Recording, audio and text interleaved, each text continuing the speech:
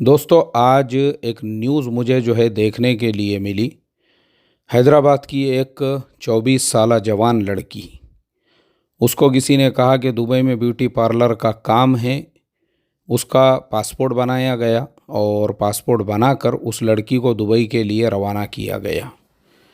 अब वो लड़की जब दुबई के लिए रवाना होने लगी तो जिस एजेंट ने उसको ब्यूटी पार्लर के काम के लिए भेजा, उसने कहा कि देखो ये भी कुछ सामान है, अपने साथ में लेकर जाओ। अब वो बेचारी पहली मर्तबा प्लेन का सफ़र कर रही थी, पहली मर्तबा दुबई जा रही थी। उसको ये सब चीज़ें पता ही नहीं थी कि जॉब देने के लालच में या इसी तरह से बहुत सारे लोग जो है ना फ्री फंड में भी लोगों को घूमने के लिए लेकर जाते हैं। इसके अलावा मुफ्त के उम्रे भी कराए जाते हैं। बहुत सारे गरीबों को जमा किया जाता है, उनको कहा जाता है चलो फलाने साहब की तरफ से फ्री उम्रा। अब ये गरीब लोग जो है खुश हो जाते हैं। अब ऐसे लोगों के गरीबी का और ऐसे लोगों के इलिटरेसी का फ़ायदा उठाकर इनको ड्रग्स के बैग दिए जाते हैं।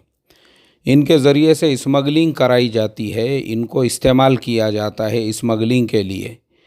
और बहुत सारे मुल्कों के अंदर अलग अलग चीज़ें, और जब इनकी वापसी होती है तो इन्हीं के बैग्स के अंदर जो है गोल्ड यानी उधर से सोना मंगवाया जाता है।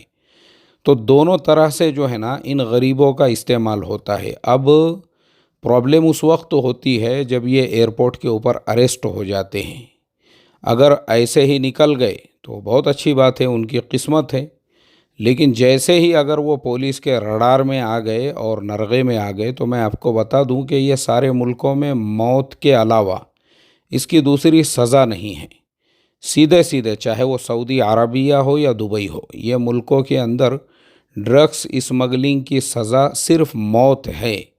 आप सुनते रहते होंगे ख़बर के सऊदी अरबिया में एक साल के अंदर इतने 100 लोगों को मौत की सज़ा दी गई और यूएई में इतने लोगों को मौत की सज़ा दी गई। तो ये जो अक्सर लोगों को मौत की सज़ा होती है ना, उसका रीज़न होता है ड्रग्स की स्मगलिंग। बस यही एक सबसे बड़ा जुर्म है जिसकी वजह से इन मुल्कों के अंदर सीधे सीधे मौत की सज़ा दी जाती है।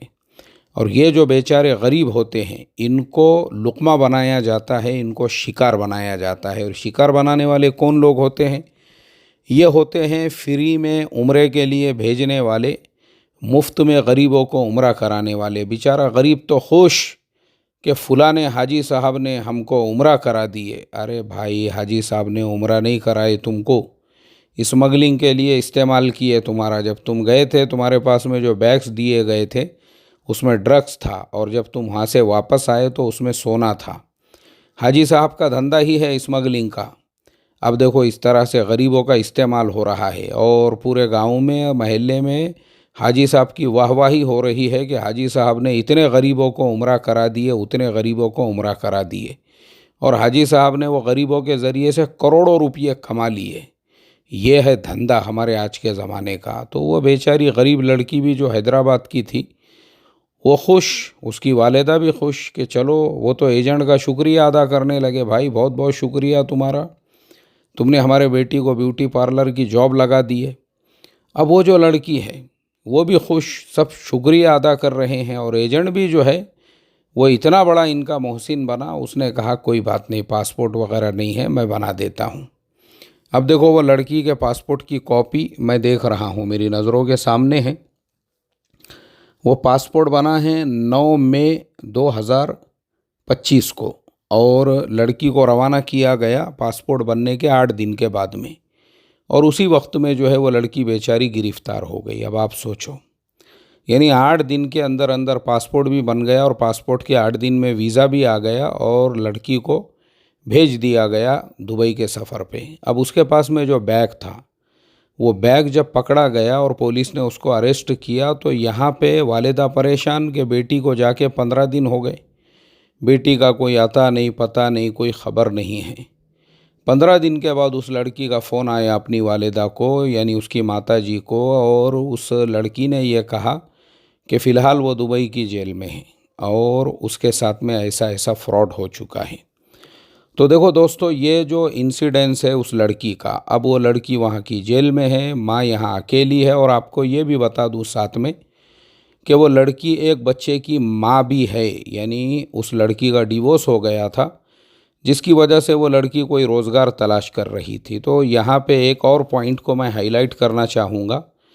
वो सारी लड़कियाँ, जो लड़कियाँ अपने हस्बैंड से लड़ाइयाँ करती है, झगड़े करती है और उसके बाद में जवानी में उनका डिवोर्स हो जाता है, अभी जैसे 24-25 साल की एज में ये लड़की की मैं डेट ऑफ बर्थ देख रहा हूँ तो मुझे नज़र आ रहा है कि ये लड़की 9 जनवरी 2001 को पैदा हुई। इसका मतलब ये है 24 साल की। अब ऐसे लड़कियों को जो है ना, जिनका जवानी में तलाक हो जाता है, इनका सिर्फ लोग यूज़ करते हैं।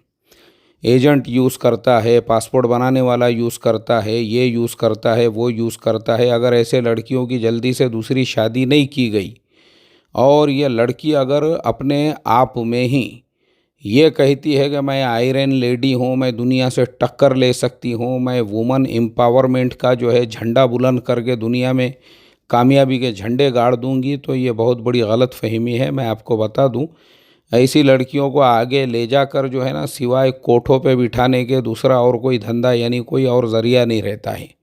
इसलिए मैं साफ साफ यही कहता हूँ कि भाई ऐसे लड़कियों के दूसरे शादी की फ़िक्र करो।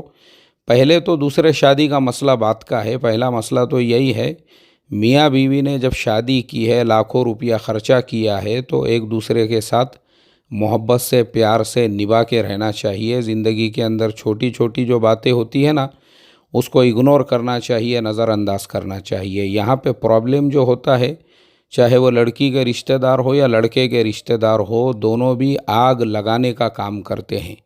और मैं आपको बता दूं, ये आग लगाने वाले, दोनों को भड़काने वाले, वरगलाने वाले वो होते हैं कि अगर इनका डिवोर्स हो जाए तो उन हराम खोरों की औकात आपको एक टाइम का खाना खिलाने की भी नहीं होती है। वो इतने जलील रजील गिरे हुए होते हैं कि वो आपको एक टाइम का खाना भी नहीं खिला सकते हैं, लेकिन उनको आग लगाना है, आपका रिश्ता तुड़वाना है। तो ऐसे बहुत सारे जो लोग हैं ना, उनसे आपने सावधान रहना चाहिए, आपने अपने रिश्ते पे ध्यान देना चाहिए। और लड़की के केस में तो मैं ख़ास तौर पे ये कहूँगा कि लड़की के बहुत सारे रिश्तेदार, वो तो जानबूझकर लड़के और लड़की के बीच में दुश्मनी, लड़ाई झगड़े इसलिए भी कराते हैं कि चलो हमारे बेटी का अगर तलाक हो गया और लड़के वालों पे 498 का केस कर दिए तो कम से कम हमको एक 5-10 लाख रुपये खाने के लिए मिल जाएंगे। और मैं ऐसी 1000 लड़कियों को जानता हूँ जिनको 498 के कंपनसेशन में 10 लाख और 5 लाख रुपये मिल गए थे। भाई ने बोला, आपा जान मैं नया धंधा शुरू करता हूँ, बोले तुम्हारे नाम पे ओला उबर की कार ले लेते हैं और उस पर धंधा करेंगे और माशाल्लाह रोज़ 1000 रुपये तुमको मिलेंगे।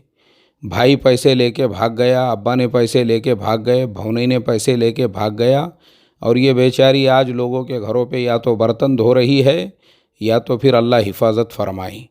तो देखो ये प्रॉब्लम होता है। तो इसके लिए लड़कियों ने अपने शोहर की जूतियों में पड़ी हुई रहना चाहिए और शोहरों ने भी अपने बीवियों को सर आँखों पे बिठा के रखना चाहिए। वरना ऐसे जो मर्द भी होते हैं जिनका तलाक हो गया या जिन्होंने बीवी को छोड़ दिए ना, बाद में उनको गली के कुत्ते भी नहीं पूछते हैं। पागल खाने में जाके देखो, वहाँ पे आपको अक्सर मर्द वही मिलेंगे जिनकी बीवियाँ उनको छोड़ के भाग गई। मैं खुद ऐसे कई मर्दों का जिक्र अपने बयान में करते रहता हूँ जिसकी बीवी ने उसको झुका के पीठ पे जी पे लात मार के भाग गई।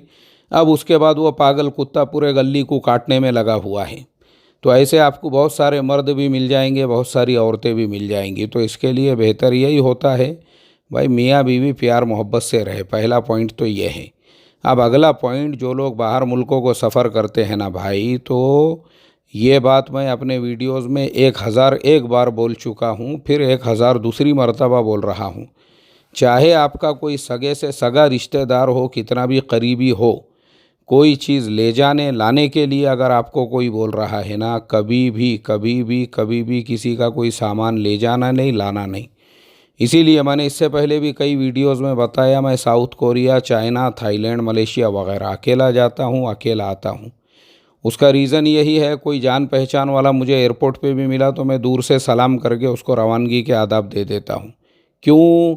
आज के ज़माने में लोग भरोसे के लायक नहीं हैं, इसलिए होशियार रहे, चौकन्ना रहे अपनी लाइफ के अंदर।